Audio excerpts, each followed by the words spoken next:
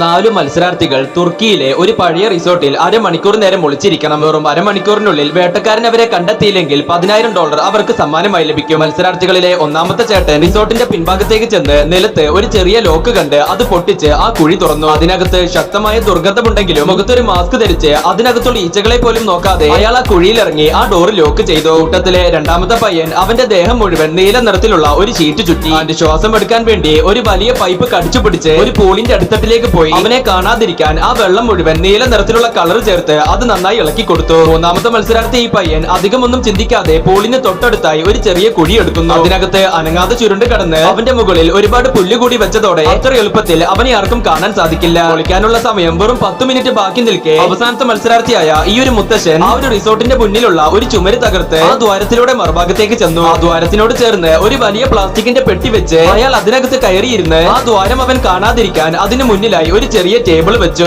അവർ കൊളിക്കാനുള്ള സമയം അവസാനിച്ച് ഒരു ഡോക്ടറായി പയ്യൻ ആ റിസോർട്ടിലേക്ക് വന്ന് ആദ്യം ആ മുത്തശ്ശൻ പൊളിച്ച ചുമരിന്റെ മുന്നിലേക്ക് എത്തി. പക്ഷേ അവിടെ മുഴുവൻ തപ്പി നോക്കിയിട്ട് ഒരു സംശയവും തോന്നാതെ അവൻ പുറത്തേക്ക് ചെന്നു. അവിടെ ഒരു വലിയ ക്യാൻ കണ്ട് അതിനകത്ത് ആളുണ്ടാകുമെന്ന് കരുതി അവൻ അത് തുറന്നു നോക്കിയെങ്കിലും അതിനകത്ത് ആരുമില്ല. അരമണിക്കൂറിൽ 10 മിനിറ്റ് കഴിഞ്ഞിട്ടും കയ്യിലുള്ള എല്ലാ ഉപകരണവും യൂസ് ചെയ്ത് അവൻ അവിടെ മുഴുവൻ തപ്പി നോക്കി. ആരും കാണാത്തത് കാരണം അവരെല്ലാവരും ആ മത്സരത്തിൽ വിജയിച്ചു എന്ന് കരുതി സന്തോഷപ്പെട്ടെങ്കിലും ആ പയ്യൻ അവരെ ചതിക്കാൻ തീരുമാനിച്ചു. കാരണം അവൻ പെട്ടെന്ന് ഒരു നായ്ക്കുട്ടിയെ വരുത്തിച്ച് അത് അവിടെ മുഴുവൻ മണത്തു നോക്കാൻ ആരംഭിച്ചു. വിചാരിച്ചതുപോലെ ആ മുത്തശ്ശൻ ഒളിക്കുന്ന സ്ഥലത്ത് ചെന്ന് ആ നായ്ക്കുട്ടി ഒച്ചത്തിൽ കുരച്ചതും കാര്യം മനസ്സിലാക്കി അവൻ ആ മുത്തശ്ശനെ ആദ്യം പൊക്കി. പക്ഷേ അവൻ ആ നായ്ക്കുട്ടിയെ വെച്ചാണ് തന്നെ കണ്ടത് എന്ന് മനസ്സിലാക്കി അയാൾ ആ പയ്യനെ പിടിച്ചു തല്ലി. ഈ സമയം ആ നായ്ക്കുട്ടിയെ പൂളിന് മുന്നിലൂടെ പോയി അതിനകത്തുള്ള പയ്യനെ കാണാതെ ആ കുഴിക്കകത്തുള്ള പയ്യന്റെ അടുത്തേക്ക് ചെന്നു. വിചാരിച്ചതുപോലെ കള്ളത്തരം കാണിച്ച് അവൻ ആ പയ്യനെയും പൊക്കി. ഈ സമയം ശ്വാസം എടുക്കാൻ ബുദ്ധിമുട്ടി എല്ലാവരും ഞെട്ടിച്ചുകൊണ്ട് ആ പൂളിനകത്തുള്ള പയ്യൻ മുകളിലേക്ക് വന്നു. വെറും 5 മിനിറ്റ് ബാക്കി നിൽക്കെ അവൻ കാണിച്ച മണ്ടത്തരം കണ്ട് ആ വേട്ടക്കാരന് വരെ ദേഷ്യം വന്നു. പക്ഷേ ആ നായ്ക്കുട്ടിക്ക് വരെ ഒന്നാമത്തെ മത്സരാർത്ഥിയായ ആ ചേട്ടനെ കണ്ടെത്താൻ സാധിക്കാതെ അവസാനം സമയം തീർന്ന് അയാൾ പുറത്തേക്ക് വരുന്നു. അങ്ങനെ ചതിയിലൂടെയും അയാളെ കണ്ടെത്താൻ സാധിക്കാതെ അയാൾ ആ മത്സരത്തിൽ വിജയിക്കുന്നു.